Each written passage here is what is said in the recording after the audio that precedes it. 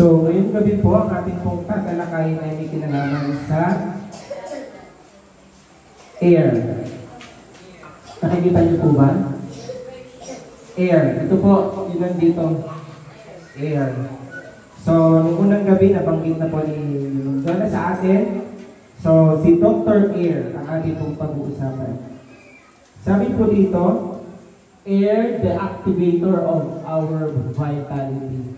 Siya po ang nag-activate ng ating kasiglahan, yung ating vitals. Ano ba yung mga vitals na meron tayo? Hindi po vital statistics. Hindi po yung vital statistics ang ating tinutukoy. Yung vital, ano po ba? Ang ating puso, ang ating lungs, ano pa? Ano po? Our brain, syempre. So, isang story, meron pong story dito, isang family ang nagpunta sa San Bernardo Mountain for a Christmas holiday. So, sila po ay nasa isang cabin. And then, bago sila matulog, kanila pong sinarado ang lahat ng bintana. So, kinabukasan, lahat po ay tahimik sa cabin. And then, nung ang sheriff po ay dumating dun sa cabin, lahat po sila ay patay. Dahil sa lack of oxygen. Delikado po palang magsara ng bintana tuwing gabi. Sino po sa inyo nagsasara ng bintana? Ayan. Sabi po dito, lack of oxygen. So, talakayin po natin kami kinalaman sa air. Ang air po ay mixture ng gases. So, alam naman po natin na ang gases ay basically hindi po natin ito nakikita. Alam niyo po yung state of matter natin, yung solid, liquid, and gas. Gas ang yung ating hindi nakikita. And sa mga gases na ito, 78% po ang nitrogen, 21% ang oxygen, 0.9 ang argon, 0.1 carbon dioxide, helium, hydrogen, at marami pang iba. Sa katawan ng tao, 2/4 ng oxygen natin ay makikita sa blood, sa lungs, at sa body tissue. At ito pong oxygen na ito ay tama lamang na tumagal hanggang sa 4 minutes. So, hindi po imposible na tumagal ang isang tao kung lulubog sa ilalim ng tubig. Hindi po imposible na sila ay tatagal sa loob ng 4 na minuto. Dahil tayo po ay may enough na oxygen sa ating katawan. Kung tayo po ay merong enough at tamang oxygen sa ating katawan. Ayon po sa American Lungs Association, it's a matter of life and breath. Buhay at hininga. Kailangan na po natin sa ating buhay ang hangin at hindi lang pa sa hangin, good fresh air para sa ating kalusugan. So, high quality ng air, pure and clean. Tayo po ay magpasalamat dito sa atin ay sariwa ang hangin natin nalalanghap. Malawak ang, kung papansin nyo po, rice field sa mga, at tayo ay napapalibutan ng mga matataas na punong kahoy. So ano po ang benepisyo? Ano yung binibigay sa atin ng oxygen? Improves the sense of well-being, increase the rate and quality of growth in plants and animals. Sabi po dito, improve the function of the lungs, protective cilia, provides tranquilization and relaxation, lower body temperature, and lower resting heart rate, decrease survival of bacteria and viruses in the air. So, ang una po, well-being. Yung totality ng ating pagkatao. Increase sa mga halaman at siyempre sa tao. Kasi po ang halaman ng tao ay magkatulong sa pag-provide ng hangin, ng tamang hangin, ng sariwang hangin na ating nilalanghap sa araw-araw. Ang mga tao ay naglalabas ng carbon dioxide na nagsisilbing isa sa pagkain ng mga halaman na siya rin tumutulong para sa paggawa ng halaman ng kanilang pagkain. In return, sila rin po ang nagpo-provide ng oxygen sa human body. Okay, lungs.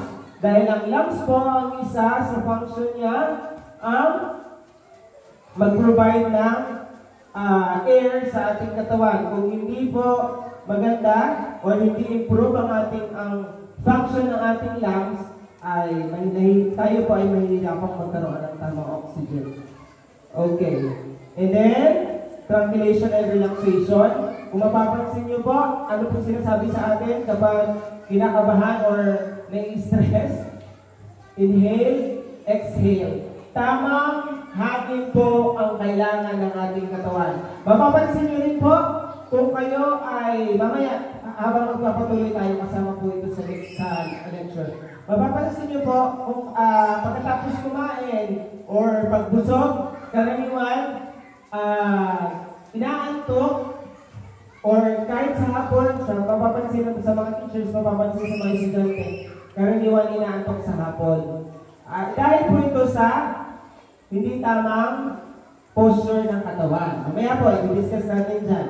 Lower body temperature, nagpapababa ng temperature ng katawan, resting heart rate, yung heart rate ng ating katawan, and decreased survival of bacteria. Yung mga bacteria at viruses ay bababa, or ang tendency ay hindi tayo dadapuan.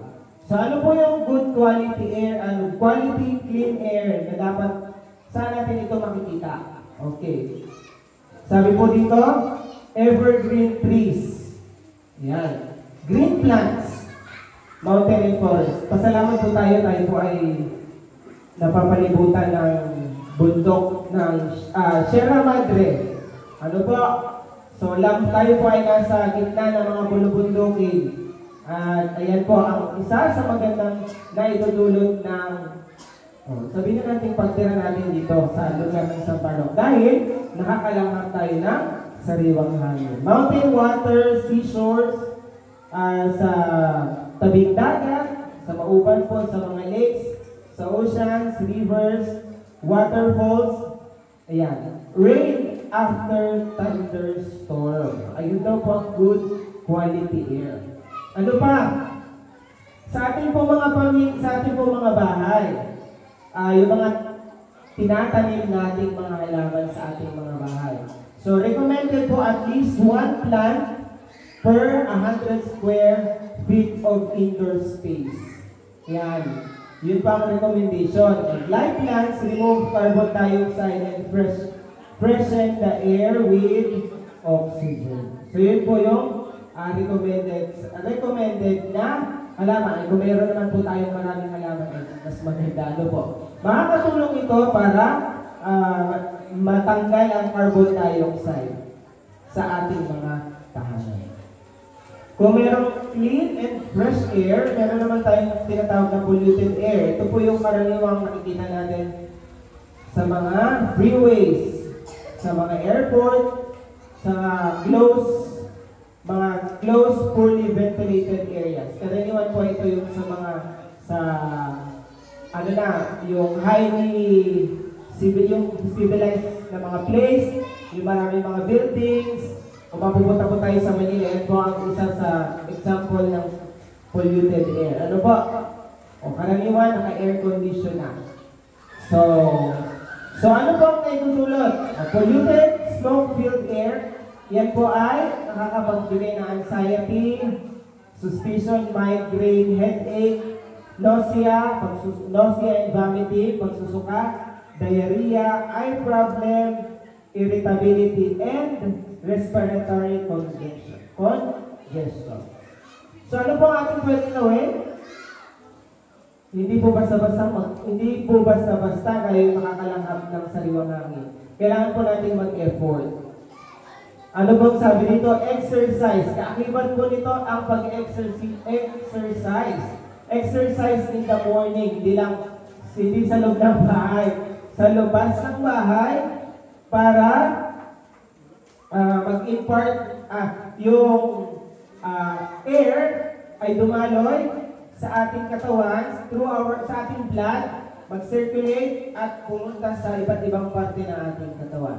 Ang paghinga po ay normal sa ating katawan, natural. Hindi po natin pwedeng pigilan.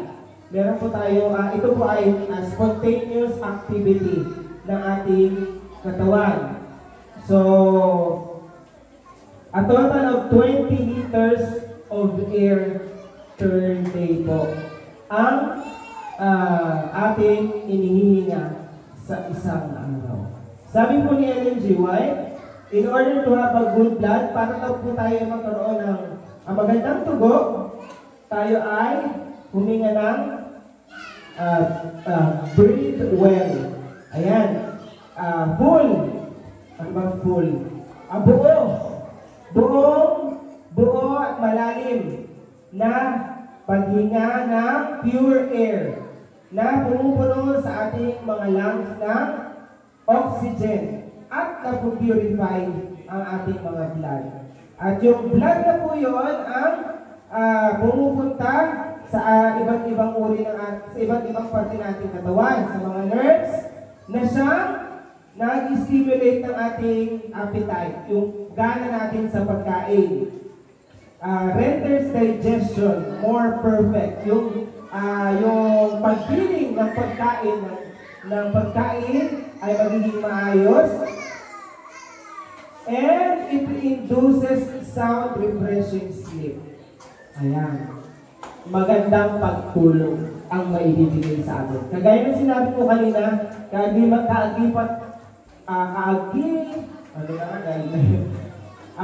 kasama po sa pagkakaroon ng magandang air sa ating katawan ay ang exercise.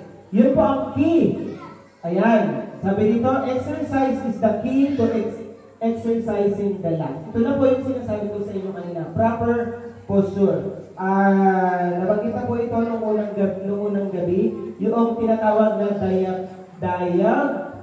diaphragmatic breathing.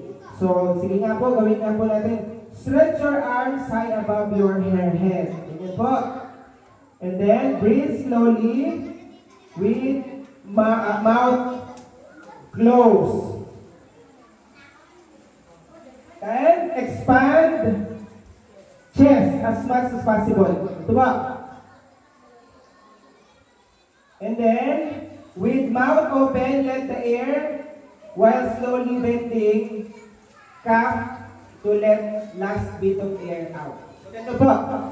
Pero maganda po ito tuwing umaga. So pagka ganyan, close your mouth. Paglalabas, ibuka, cough po. Ibuga. Lahat ng air, ilalabas po natin. Yung ipinasok natin, ilalabas po natin.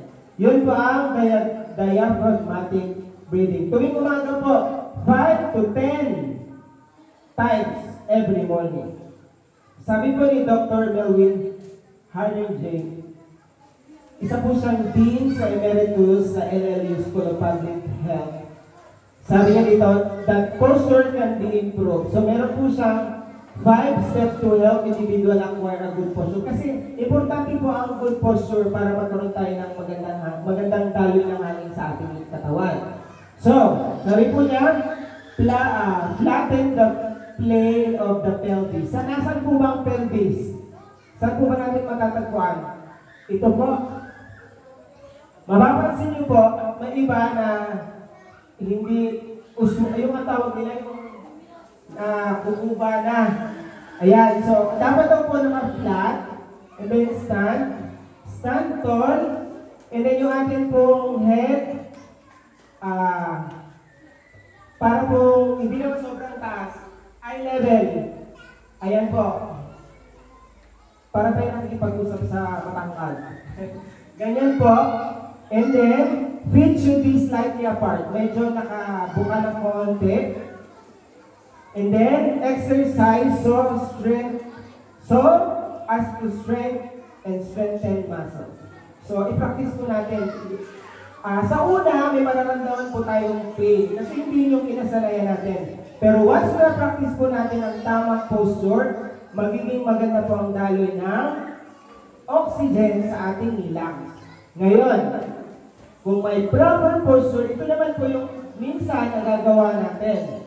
Pansinin niyo po, ito, head down, back bend, yun, mga nakaslout, shoulder round, chest in, abdomen out, pelvis tilt, sharply forward. Ito po yung sinasabi ko sa inyo kanina. Ayan. Ito. Ayan po, yung mga kupa. Ayan, yun yung mga poor posture. Ayan po. And then, pansinin nyo po yung picture ng dalawa. Ayan. Ito medyo hindi pantay, ito pantay. Ito po yung good posture. Ayan. So, ano po yung dapat natin gawin to maintain proper breathing? Dalawa po, good posture and diaphragmatic breathing. So, ano pong benefit sa atin ng diaphragmatic breathing? So, it clears the respiratory tract and reduce the risk of infection. Basically, ito po yung sa ating lungs. So, yung respiratory tract natin at saka maiwasan natin or hindi man maiwasan magiging mababa ang chance na magkaroon tayo ng infection. So, tandaan po natin, it is essential to ensure good oxygenation, especially to the brain. Ito po yung sinasabi ko kanina. Malimit sa mga kabata natin tuwing hapon, gano'n. Ang instance talagang inaantok. Kaya minsan po ang sinasabi ko sila, upo ng maayos, huminga ng maayos, pagkapos ng huminga, okay na po. Ano po? Avoid stuffing closed space, yung mga saradong mga lugar. Kung meron po sa atin pong mga bahay, kung mas maganda, mga nakabukas ang bintana. And carbon monoxide and other pollutants can be interfere with normal oxygen breathing. Sabi po ulit ni Ellen G. White, the effect of living enclosed, ang epekto daw po ng nangyayarahan sa isang sarado ay ill-ventilated rooms are this.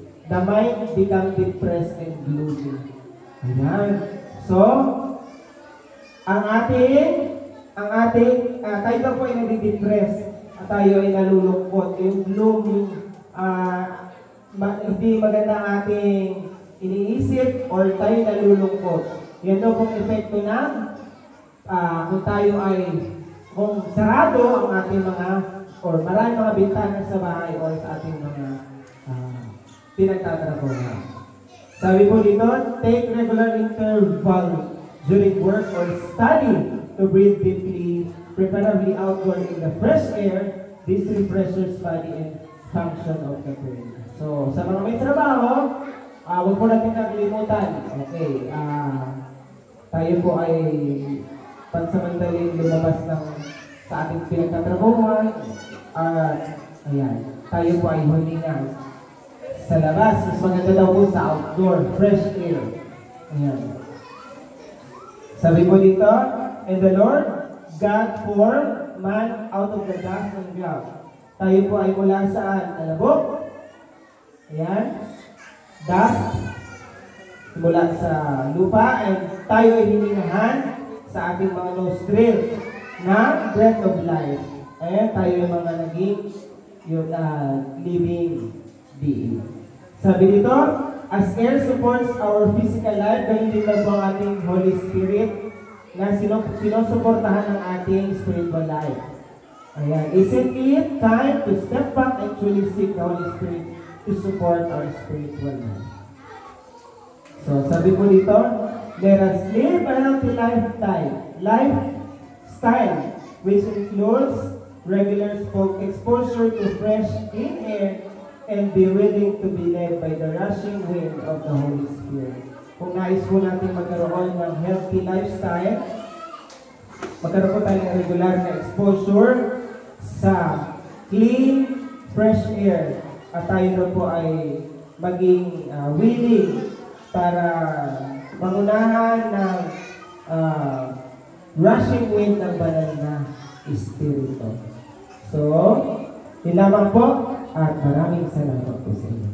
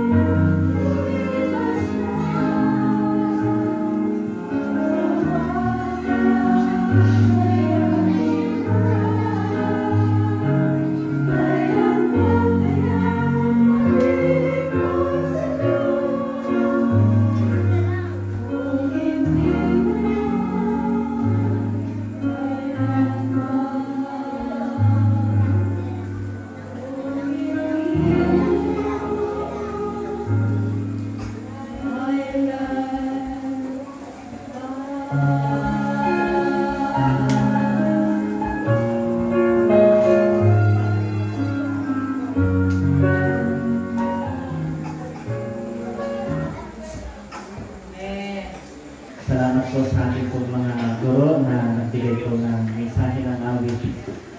Ang sabi po doon ay, kailan pa kaya ibibigay ang buhay at lakas? Naalala ko sa Batangas nung nandun pa ako, meron pong isang kapatiran po namin na kung saan ay matulungin naman. Maganda naman yung kaniyang pananampalataya sa Panginoon. Pero nung siya nagkasakit, nung nagkaroon ng cancer, ang sabi niya, dinadalaw namin ng aking senior pastor dahil ako po noon ay nagsisimula pa lang. Sabi niya sa amin, sabi niya, Pastor, bigyan lang ako ng Panginoon ng second chance. Pagalingin lang ako sa aking sakit, sa aking karamdaman. ay ako ay, yung aking natitirang buhay ay maglilingkod na ako sa Panginoon. Yun ang kaniyang hiling, yun ang kaniyang gusto na ipanalangin, at yun ang kaniyang dalangin sa Panginoon. Siguro sa gabi-gabi, ayun ang kanyang pinag-pray. Pero hindi po siya pinagbigyan ng Panginoon. Siya rin po ay ginawian ng buhay, hindi matagal.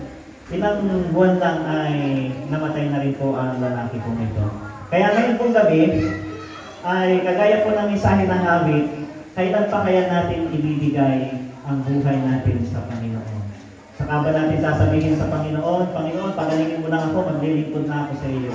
Panginoon, ibalik mo lang yung aking dating lakas, ako'y lagi nang sisimba. Kung kailan huli na, ay paano kung hindi tayo pagbigyan ng Panginoon? Alam niyo po yung nag-request na yun po ay nagpatayo ng nagdudulid po yun sa iba't ibang mga churches. Maganda naman yung kaniyang pananampalataya.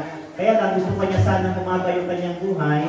Siguro dahil parang nakukulangan pa siya. Parang gusto pa niyang maglingkod sa Panginoon. Kasi iba po yung magdudulid ka lang kaysa yung talagang kasama ka sa gawain. Siguro yung kaniyang pakiramdam kasi sila naman ay busy rin sa kanilang paghahanap buhay. Ako'y natutuwa sapagkat mga kapatiran po namin, pagkaman busy, ay narito sila ngayon.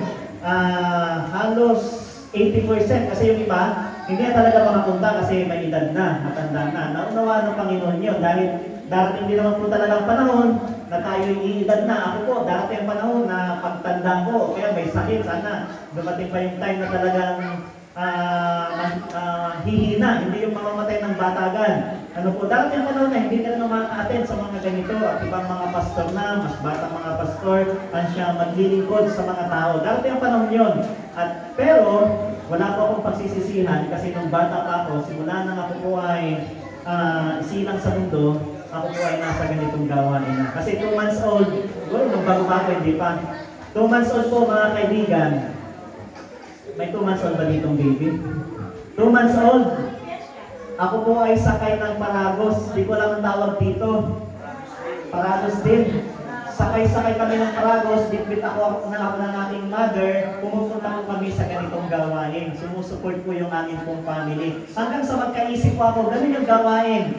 Lagi kami dinadala ng aking parents sa mga ganitong paglilingkod, sa mga community service po na ganito. Bata pa lang, bata pa lang nasa church na. Kaya, sa mga magulang po ng batang ito mga bata, nihiling po namin na sana ay hindi lamang ito magtatapos sa 10 nights.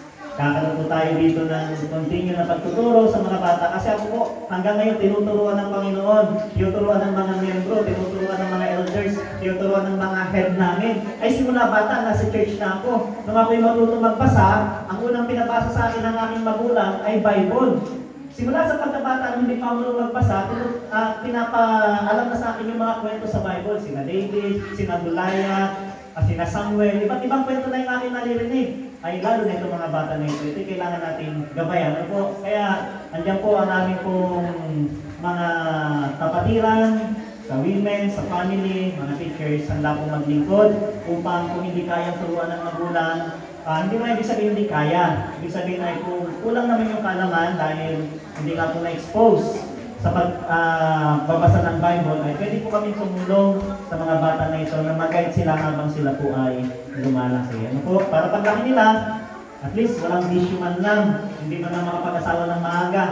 Hindi makapag-take ng sigarilyo. Yan, lalo tigit, hindi makapag-take ng drugs. Ano po? Magkaroon ng maayos na pamilya na may takot sa ating Panginoon pagdating po ng panahon. Okay, so ngayon pong gabi, mapahamba naman yung wire. Kagabi ilang beses na nakapakan. Ngayon pong gabi, tuloy po tayo sa ating pag-aaral. So, ito po ay 3 sa pang-ikatlong gabi bago tayo po magtapos sa ating pong pag-aaral sa loob ng 10 gabi. Pagkailan po ay continue pa rin po ang aming pong pag-Bible study kung kayo po ay willing na mapuntahan po at mabisita sa inyo pong mga tahanan. Ano po? Okay. So, dito nga po, tayo po ay magpapatuloy sa ating pong pag-aaral. Pag nakita niyo po yung ganitong sign, ano po ang inyong may isip? Mahirap po bang malaman kung ano yan? Hindi. Ano po? McDo. Alam na agad natin. Kahit mga bata, alam McDo, ano? Masarap ba kumain dyan? Okay, masarap ang pagkain dyan. Kaya sabihin sa mga magulang nyo, magluto lagi na parang McDo, ano? Para marasimit ng kaunti. Ayan. Ito, ba't nakita nyo yung ganyan sign? Okay, Galilee. Dahil nakikita na dyan, ano? So, mahirap bang ma-identify? Madali, bakit? Lagi natin nakikita, laging naririyan, nakikita natin yung signboard. At gustong-gusto rin natin puntahan kasi kagaya ng McDo, masarap din ang mga pagkain, ang mga luto diyan, lalo na ang Chicken Joy. Okay, ito. Yan, night naman, ano? Pag nakita natin yung check na yan, ma-identify agad natin na yan ay night. So, mga kapatid at mga kaibigan, pag pinag-usapan po natin ang pag-isip isang tunay na Kristiyano, paano naman natin na-identify? Paano natin na-identify ang pananampalatayang ito, ang tao ito ay isa siyang Kristiyano? Paano natin ma-identify?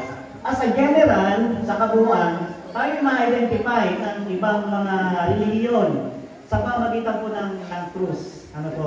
So, pag may krus, ma-identify na yan ay sa Christian. Pero sa denomination, sa mga simbahan, madali tayo ma-identify, lalo ang Catholic Church, ma-identify. Pag nakita yung church, ay Catholic Church yan. Sa mga Protestant churches naman, nagbilang po kami sa Protestant churches, madali rin ma-identify. Malaman ka, Iglesia ni Cristo, Saksi ni Jehovah, Seventh-day Adventist, madali lang ma-identify yung mga pananampalataya. Ang pag-usapan po natin ngayon ay paano maging isang tunay na Kristiyano. Paano tayo ma-identify ng ating kapwa? Paano ba tayo magiging isang tunay na Kristiyano? Paano tayo ma-identify at masasabi ng ating kapitbahay, ng mga kaibigan natin na tayo ay isang tunay na Kristiyano? Alam niyo po, mayroong isang ma-influensyang tao noon sa India. Ang relihiyon po sa India ay Hinduism o kaya naman ay Buddhism. So, maalin dyan, ayan po ay lumaganap sa India. Meron pong membro ng Buddhism, kung hindi ako nagkakamali, nalito ako sa dalawa, Hinduism or Buddhism, isa po siyang political leader at religious leader ang lalaki po ito. At ang lalaki po na ito ay isang lawyer. Malaki po ang kanyang influensya sa buong India. Kilalang kilala ang lalaki nito. Alam niyo po, pinag-aralan po niya ang ating Panginoong Yesus. So, nung pag-aralan niya ang ating Panginoong Jesucristo, nakita niya, napakabuti at napakaganda ng turo ng ating Panginoong Yesus. Talagang namangha siya.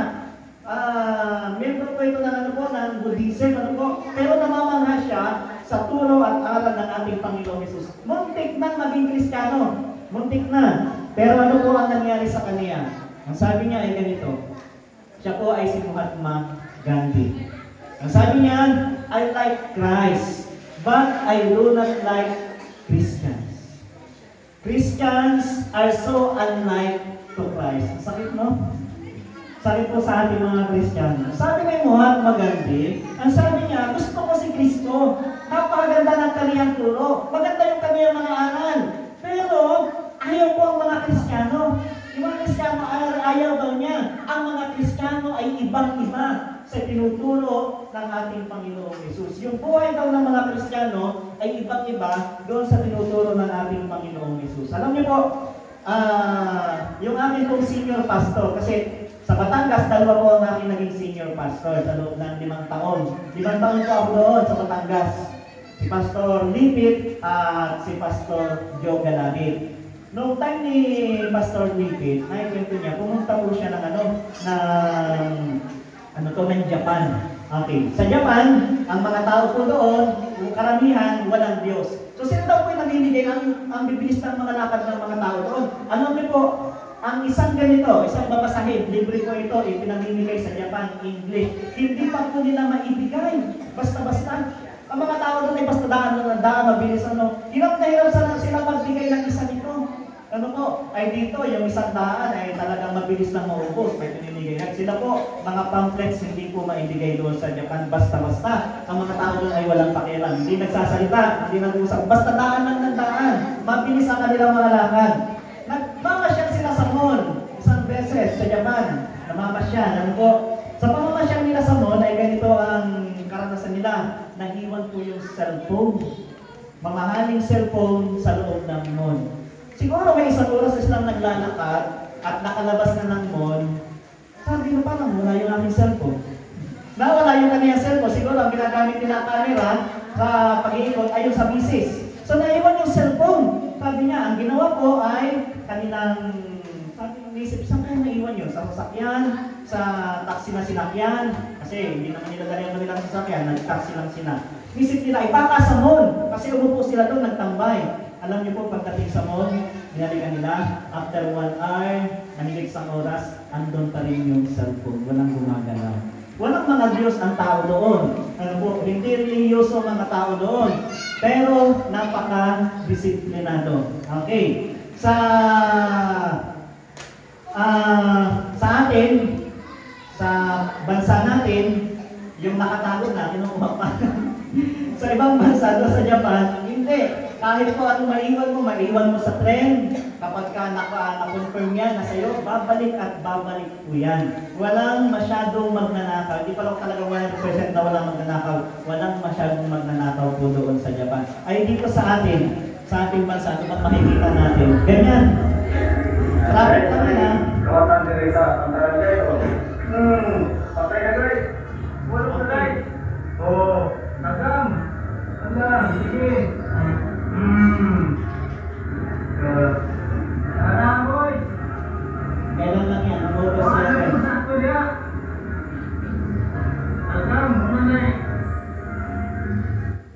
Okay. Ayan, alam niyo po nangyari doon? Naka-stoplight lang siya, nasa stoplight, tumigil lang yung sa stoplight. Pagkatapos, may nagnanakaw na, harapan. Walang face shield, walang mask. Nagnanakaw, ganun lang yung sa Metro Manila, nag-stop lang yung Kaya hindi basta-basta. Kinukuha na yung mga bigas. Ano po? Ganyan kabuti sa atin. Ganyan kabuti. Okay, kaya to? Kaya, isa pa yan.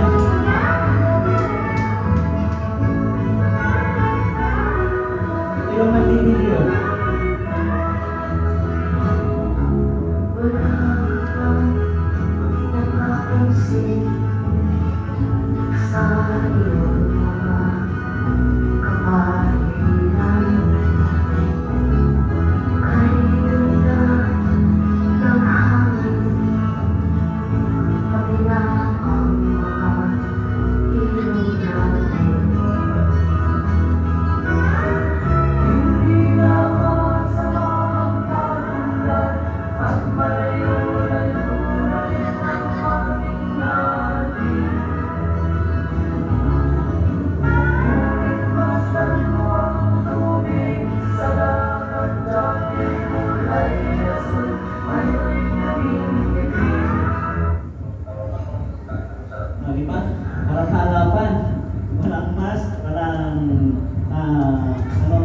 Cover sa mukha. Wala, harapan ka. So, nakapag-tigil itong nakasakay sa truck. Ano po? Ganyan, nakatigil lang. Nakatigil lang yung isang truck na may naman, na kung ano, may bakal, may bigas. Kinukuhaan, ninanakawan ng harapan. Pero tayo ay nag-represent sa tinatawag nating Christian country. Christian country po tayo, minamahal ko po mga kaibigan. Kaya tawag po sa atin talaga, marami sa atin, lalo na sa Luzon, ay mga tinatawag na Kristiyano. So yung mga yun, under po yun, tinatawag natin Christian religion, lalo na sa particular sa isang pananampalataya. Kaya ngayon, pag-usapan natin, paano ba talaga maging isang tunay na Kristiyano, dapat maging gawain po natin. So pagiging isang Kristiyano, sabi po dyan ay followers of Christ. At ako'y naniniwala na ang mga followers at tagasunod ng ating Panginoong Hesus, kung tayo totoong tagasunod, hindi po tayo magnanakaw.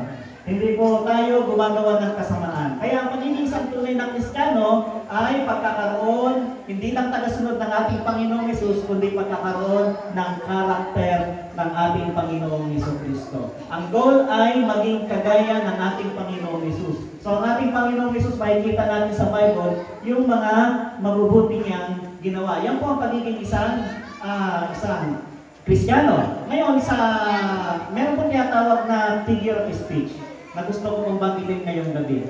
Yung figure of speech, yan po daw ay mga salita na nagkokontrahan. Ano po? Mga salita na nagkokontrahan na parang hindi pwedeng mag-exist pero nag-exist. Kagaya halimbawa, solid water. Paano naging solid yung water? Ay liquid ang water. So, pero solid water yung pala yung ice. Nag-i-exist siya kasi may ice. Water siya, pero solid. Ano po?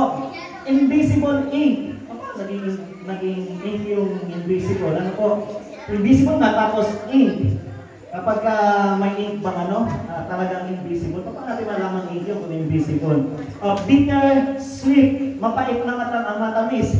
Paano naging bitter, sweet yan? Okay, pero meron ganyan pangyayari, may ganyan yung salita na yan ay nade-develop dahil meron o nag-i-exist. Iron wood. Paano naging iron? Paano naging bakal yung kahoy? Iron wood, ano po?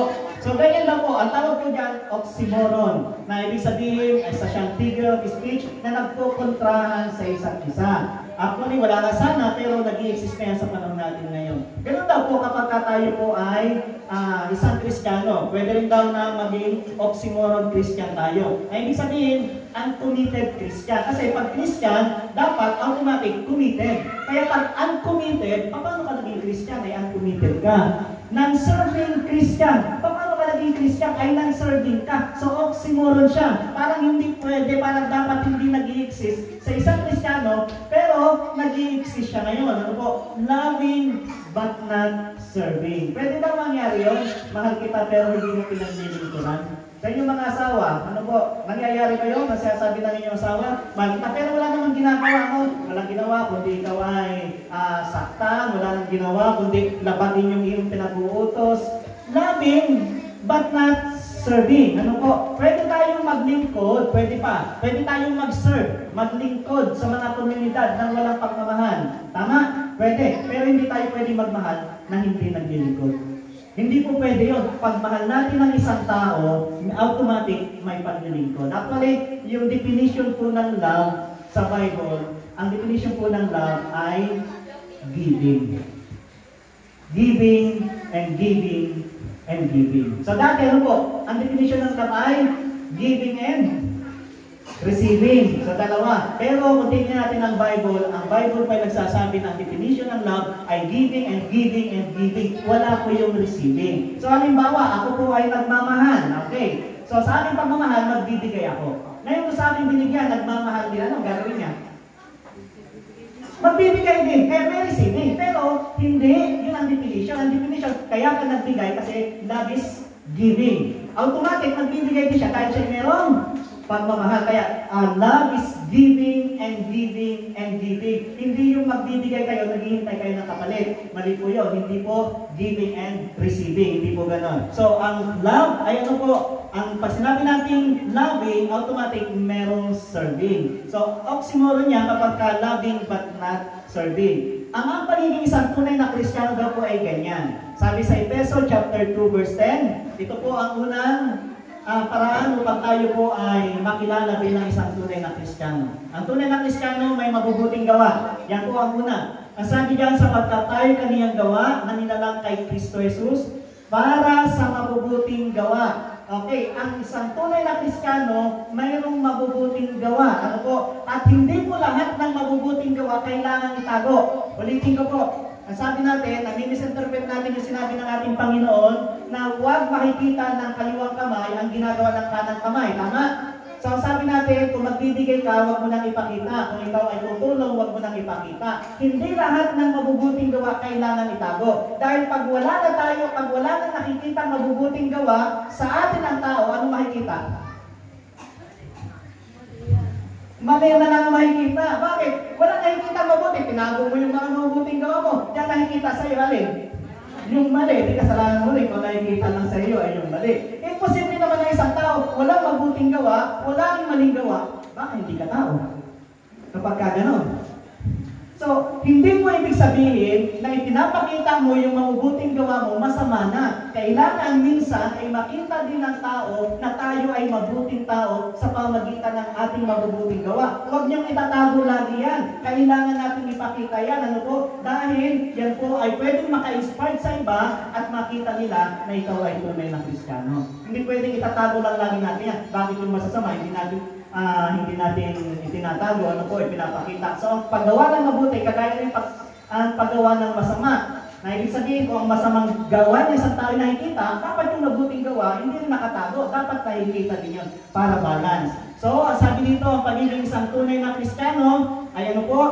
Mayroong mabubuting gawa. Ngayon, may mabubuting gawa tayo na hindi na kailangan makita ng iba.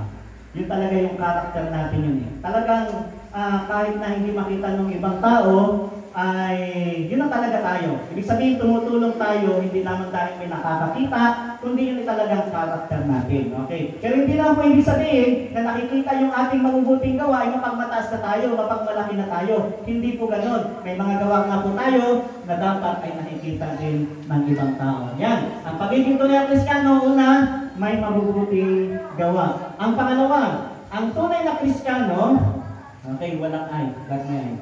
May bunga ng Espiritu. So kung tayo tumanggap na sa Panginoon, kung tayo po mga kaibigan ay masabi natin na talagang tinanggap na natin si Jesus sa ating buhay, dapat nasa sa atin na ang mga karakter na ito. Okay, o kaya naman, hanggang ngayon, nasa process tayo ng pagpapasakop ng sa banal na Espiritu at unti-unti nating dinidevelop ang karakter na ito sa ating buhay. Alin po ba yun? Ang sabi diyan, datapwat ang bunga ng Espiritu ay pag-ibig. Okay, katuwaan, kapayapaan, pagpapahinuhod, kagandahan loob, kabutihan, pagtatapat, kaamuan, pagpipigil, laban sa mga gayong bagay ay walang kautusan. So, ganito daw po yan, mga kaibigan at mga kapatid. Kung tayo daw po ay may bunga ng Espiritu, so sa atin ang bunga ng Espiritu, ano po? Ang sabi dito sa dulo, laban sa mga gayong bagay ay walang kautusan. Ang ibig sabihin yan, kung nasa sa atin ang mga bunga ng Espiritu na yan, hindi na natin kailangan literal na isa-isahin na susundin ang kautusan ng ating Panginoong Diyos. Bakit? Pag tayo may bunga ng Espiritu, may pag-ibig tayo.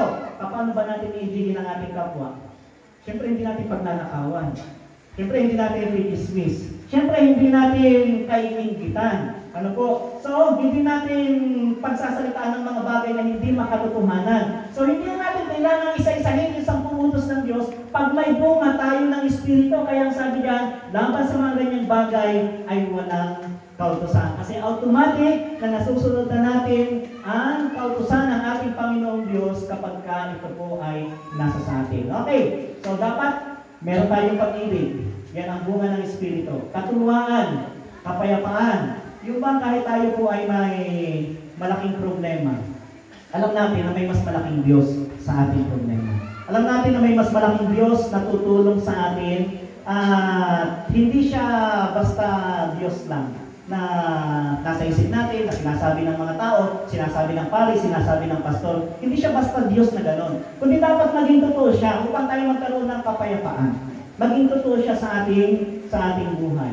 Okay? Merong pagpapahinuhod, kamuan, pagpipigil. Yan po ang mga bunga ng Espiritu. Ano nga po ang una? Para makita na, malaman, masabi na siya isang tunay na Kristiyano. Number 1, meron po mabuting gawa. Okay, maging mabuti tayong kapitbahay. Kung tayo Kristiyano, kung tayo yung number 1 na maninira sa ating kapitbahay. Huwag po. Maging mapagbigay tayo sa ating kapitbahay. Nakakatuwa yung ako may kapitbahay na laging nagbibigay sa akin kanina. Kaya lang minsan ay talagang natataon na ako'y nasa taas, nasa CR, pagkatapos talagang katok ng katok, hindi kailangan mong magmadali. Dahil meron po ibibigay yung ating kapitbahay. Okay, madalas talaga nagbibigay yung ating kapitbahay. Kaya napakabuti nito ni tatay. Kaya lang, yun nga po, meron ng sakit, may cyst na si tatay. Kaya ang ginagawa ko na lang, minsan ay pinupuntahan ko doon at ipinag-pray. Okay, so pag yung mga may dala po doon si Ate Jen na egg. Okay, si Pastor Jude, nagdala doon. Nagpadala si Ate Donna. Yan, hinahatihan ko po si tatay. Pasensya na po, pero kailangan ko po gawin yun. Share your blessing. Yun talaga ang binibigay ko kay tatay. Kung ano yung meron sa akin, Yun po ang naibibigay ko sa kanya. No? Kasi nga, may cyst na siya, hindi ko alam kung ano gusto niyang pagkain. Baka mabigyan ko ng hindi naman pwede sa kanya, masayang lang yung pagkain. Okay, so sabi dito, may pag-ibig, katuwaan, kapayapaan, pagkapahinod, kagandahan, kabutihan, pagkatapat, kaamuhan, pagpipigil. So tayo maging mabuting kapitbahay, maging mabuti tayo sa ating barangay, maging mabuti tayo sa ating own community para masabi na tayo po isang tunay na Kristiyano. Pangatlo, dito po magtatapos to, medyo mahaba nga lang. Okay, ang pangatlo, ang tunay na Kristiyano may tanda ng Diyos. Okay, so para ma-identify, kasi noon, ang bayan ng Israel ay na-identify po sila doon sa pagsunod sa utos ng Diyos. Particular po doon sa tanda ng Diyos. Ano po? So dito, kami po mga Seventh-day Adventist, kaya kami po is Seventh Day Adventist. Kami naniniwala na ang pagiging isang tunay na Kristiyano ay dapat nasa sa atin yung tanda ng Diyos. At kami po naniniwala na ang tanda ng Diyos ay yung nakasulat sa Ezekiel chapter 20, verse 20. Ang sabi po dyan, at inyong ipangilin ang aking mga sabat at magiging tanda sa akin at sa inyo upang inyong maalaman na ako ang Panginoon ninyong Diyos. So mahalaga po na mayroon itong tanda na ibig sabihin kasi ng tanda ay may mga manok ba kayo? Yan. Paano nyo nakikilala yung manok nyo pagka sumasama dun sa ibang manukan? May tanda. Kilala nyo ano? So ganun din sa kalabaw. Yung kalabaw namin noon may tanda. Para kahit makawala, tapos sumama doon sa ibang mga kalabaw, wala naman kasi kalabaw na nagdadamit. Walang kalabaw na nag-short. Para ma-identify mo yung lahat may sungay, lahat itim. Eh, meron nga sa baler, puti. Pero madalas ay itim, lahat may sungay, pare-pareho ang kulay, o pare-pareho may silang yung buhok. Mahirap ma-identify kapag ka lumahok na doon sa maraming kalabaw. Ano po? So, ganun din. So pag may tanda ka, ma-identify mo agad yung sayo. Ganon din ang Diyos, naglagay siya ng tanda. So, ang nakikita namin, at nakita ko sa akin pong pag-aaral, mga kaibigan, parang fair. Ako po ay hindi po Adventist dahil po sa aking mga magulang lamang. Pinag-aralan ko po ang paniniwala ng Adventist bago po ako maniwala. Pinag-aralan ko rin ang paniniwala ng Iglesia ni Cristo. Pinag-aralan ko rin ang paniniwala ng Saksi Jehovah. At ibang pananampalataya, ganun kahit sa Muslim. Pinag-aralan ko po yung mga kaibigan. At ako po ay kumbinsido at 100% na mas tama po ang Biblia natin naniniwalaan kaysa sa Quran. At ako rin po ay 100% na naniniwala personally, kumbinsido, maliban may dumating sa akin, mag-share at masabi na ito ang mas tama. Malibang may gano'n. Pero sa ngayon, mas naniniwalaan ko ang aral sa pananampalataya po ng Seventh-day Adventist. Hindi dahil ako po ay pinanganak sa Adventist family, kundi pinag-aralan ko po ito. Alam niyo po, pag may maling aral ako nakita na hindi tinuturo ng Biblia sa Adventist, alis talaga ako. Baka ako mananatili kung talagang mali. Ano po, hindi ko sasabihin na dito na ako namulat, dito na ako mamamatay. Hindi ko pwede sabihin na namulat ako mahirap, mamamatay na din ako mahirap. Kung pwede pang i-improve ko. Kung pwede pang may makita mas maliwanag, ay kailangan doon ka sa mas maliwanag. So dito po, ang sabi diyan, at inyo ipahingin ng ating mga sabat at magiging tanda. Tanda daw po yan ng ating Panginoong Diyos. Bakit? Paano naging tanda? Kasi ang sabat po, in-establish ng Diyos, wala pang Israel. Wala pang, ang tao pa lang ay si Adan at Eva, wala pang kasalanan, in-establish ng Diyos ang sabat. Ganito po ang sabi sa aklat po ng Genesis. Nayari ang langit at ang lupa at ang lahat ng mga bagay sa mga iyon. Na ikapitong araw ay natapos ng Diyos ang gawain na kanyang ginawa. At nagpahinga siya na ikapitong araw mula sa lahat ng gawain kanyang ginawa. At binasbasan ng Diyos ang ikapitong araw. Tandaan po natin ha, tanging tayo sa isang araw na binasbasan ng Diyos. Hindi ang unang araw, hindi ang ikalawa, ang ikapitong araw lamang. Kaya hindi natin pwedeng ilipat yung araw na yon. Ikapitong araw. At kaniyang ginawang banal sapagkat sa araw na iyon ay nagpahinga ang Diyos sa lahat ng gawain na kanyang ginawa. So mismo ang ating Panginoong Diyos nagpahinga ng ikapitong araw. Okay. Ang tanong, bago tayo mag-proceed? Ba't po nagpahinga ang Diyos? Napapagod po ba ang Diyos? Hindi po. Eh bakit kayo nagpahinga? Eh, may dalawang klase ng pagpapahingahan. Nararanasan nyo rin ito. May taong nagpahinga dahil napagod. Yan po ang una. Pero may taong nagpahinga dahil tapos na yung kanyang ginagawa. Okay, so ang Diyos, dahil tapos na yung kanyang ginawa, nagpahinga siya. Hindi dahil pagod. Dahil ang Diyos hindi napapagod. So ginawa niya doon sa ikapitong araw, binasbasan ng Diyos. Ginawang banal at ipinangilin. So, tatlong bagay ang ginawa ng Diyos doon sa ikapitong araw. Binasbasan niya, ginawang banal. So, ang araw ng Sabat, hindi po ginagawang banal. Hindi ginagawang banal ng mga Adventist, kundi iniingatan banal dahil ginawang banal na ng ating Panginoong Diyos. Ang ginawa ng Diyos ay ganito, yung araw na kanyang binasbasan, inilagay niya sa 10 utos. Mas tumindi ang dapat na mas tumindi yung pangangailangan na dapat natin siyang sundin. Dahil nasabi diyan, alalahanin mo ang araw ng Sabat upang ingatan itong banal. 6 na araw kang gagawa at iyong gagawin ang lahat ng iyong gawain. So bukod doon sa ginawang banal ng Diyos sa ikapitong araw, nilagay niya sa 10 utos para ito po ay sundin ng lahat ng tao. Ang 10 utos, naniniwala po tayo, mapa-Catholic man, mapa-Adventist, naniniwala na dapat pang sundin ang 10 utos ng Diyos. Hindi na babawasan, ano po? Hindi na babawasan, 10 pa rin hanggang sa panahon ngayon. So inilagay ang 10 utos. Mas tumindi pa ang pangangailangan na ito po ay sundin ng mga tao dahil ang ating Panginoong Yesus ay nanili ng araw ng Sabat. Okay, so ang ating sinusundan, walang iba kundi ang ating Panginoong Yesus. Kami po nanginili ng araw ng Sabat. Unang-una, in-establish ito ng Diyos sa aklat ng Genesis. Pangalawa, tanda ng Diyos. Pangatlo, nilagay sa 10 utos. Pang-apat, sinunod ng ating Panginoong Yesus. Ay automatic naman susundin niya kasi siya po ay isang Hudyo. Ang mga Hudyo po noon ay may parusa pag hindi sumunod sa pahinili ng araw ng Sabat. At sabi diyan sa Luke chapter 4 verse 16, dumating siya sa Nazareth na kanyang nilakhan.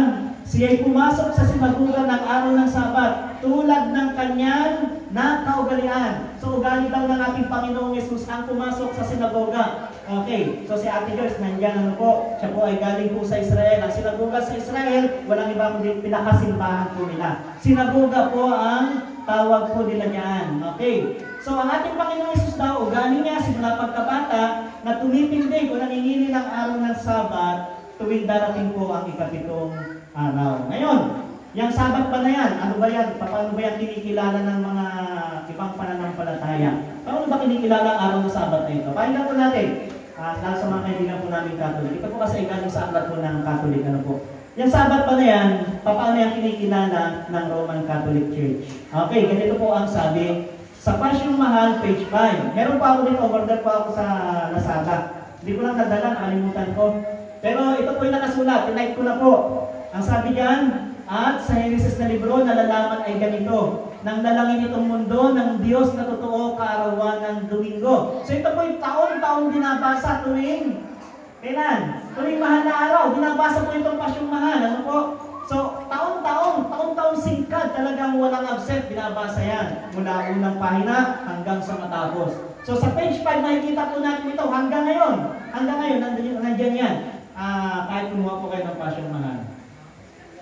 At sa Genesis na libro, ulitin ko po, nalalaman ng ganito, nalalaman itong mundo ng Diyos na totoo, kaarawan ng Domingo, kaarawan ng Linggo. Okay. Tinutuod siniyasat ng Santa Iglesia Dilan.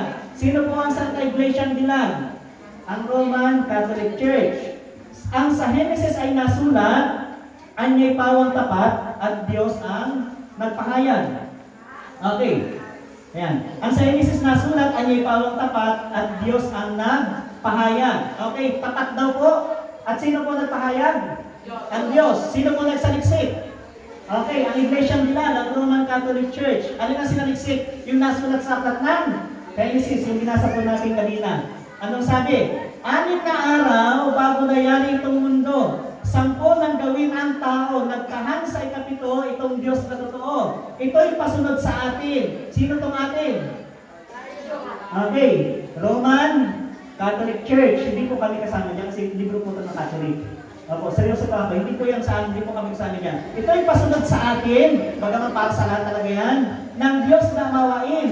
At kaya ipinagbilin na talimahin at sundin ang Sabado'y ipangilin. So makikita po natin ano po, na dapat ng mga unang panahon naman ay talagang ito sinusunod ng church. Pero paglipas ng panahon ay hindi na po ito nasusunod dahil binago po patungo sa linggo. Pero sabi nito malinaw na yung sulat sa Genesis ay araw po ng Sabado. Ano po, ang Sabado ang dapat na ipangilin ng bawat tao. Alam niyo po, mabuti ang Diyos dahil ay araw po ng pangilin. Sa amin po, kapahinaan.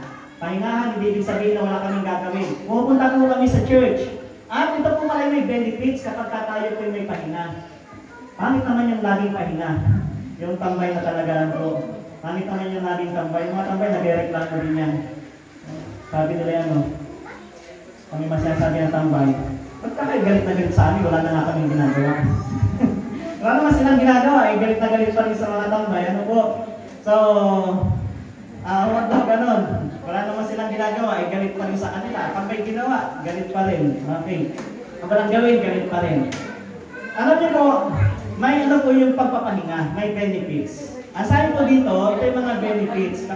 May benefits yung pagpapahinga. Kasi pag wala daw pahinga, ganito yung mangyayari sa isang tao. Una, irritable, yung laging pagod. Ano po? Pangalawa, laging masakit ang ulo. Yung mga laging masakit ang ulo, baka lagi kayong puyat o kaya naman ay wala na kayong pahinga.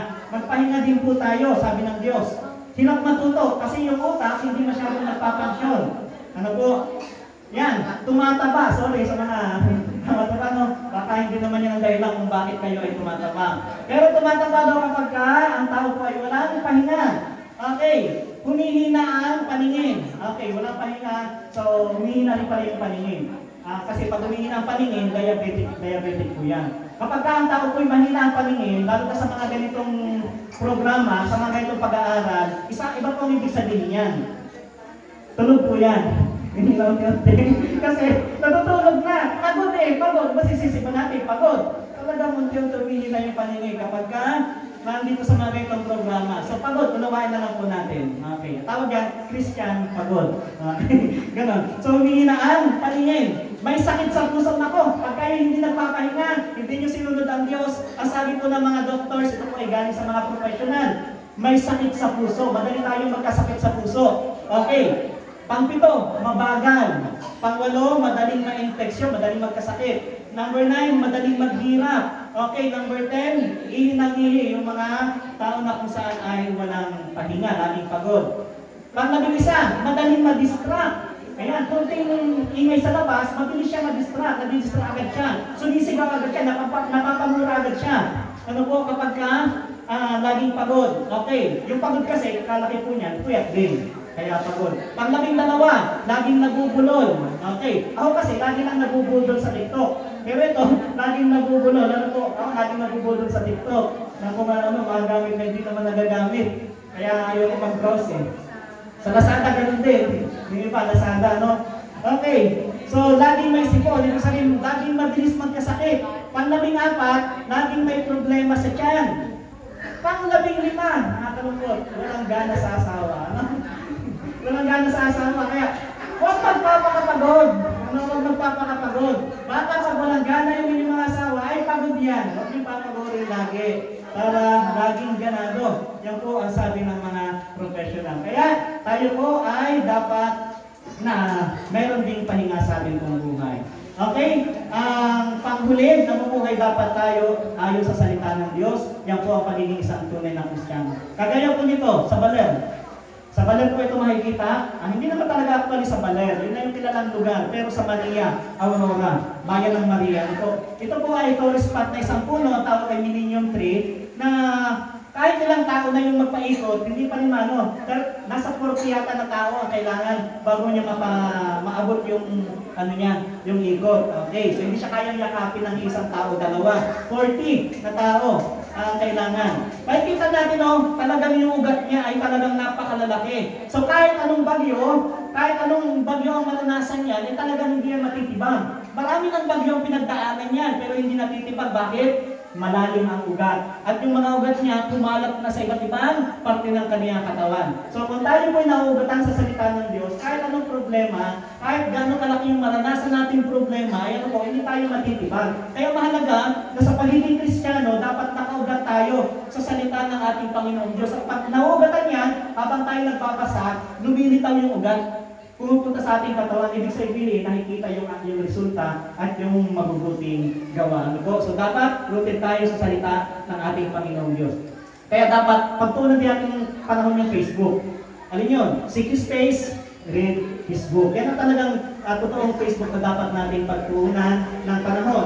Sa kapanamaraan, magkaroon tayo ng panahon at oras para makinada ang ating Panginoong Diyos. Okay? Panghuli, aside po dito, lagi panghuli, wala kasing number. Okay, dapat tayo po ay rooted o nauugatan sa ating Panginoong Jesus. Yan po ang paraan para tayo po ay maging isang tunay na Kristiyano. Dapat may sakabuhay natin ito upang makita ng ating mga kapitbahay, ng mga kapaligid sa atin, ating mga kapanampalataya, na tayo po ay isang tunay na Kristiyano, na kapag nakita tayo masasabi, ay ang tao yan ay anak ng ating Panginoong Diyos. Dahil nakikita po sa ating mga gawa, dahil tayo po ay may gawang mabuti. So ito lamang, pagpalain po tayo ng ating Panginoon. Amen.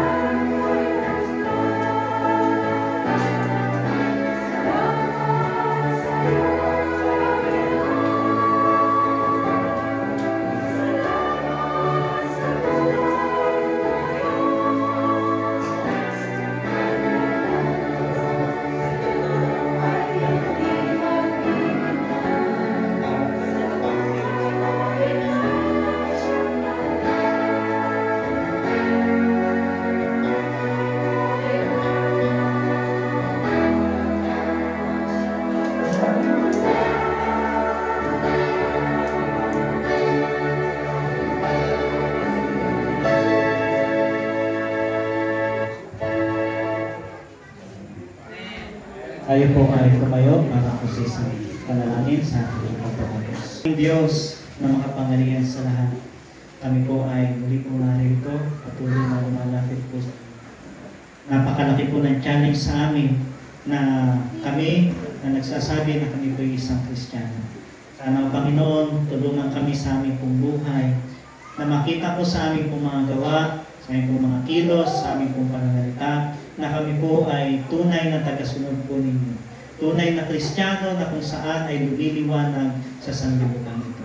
Hirap po ito, Panginoon, magagawa lamang namin ito kung ang banal na Espiritu ay pagkakaloob niyo po sa amin. Patuloy na ipagkakaloob ng sa ganun, Panginoon, ito po ay magbubunga ng pag-ibig at ng mabubuting gawa sa aming pong buhay.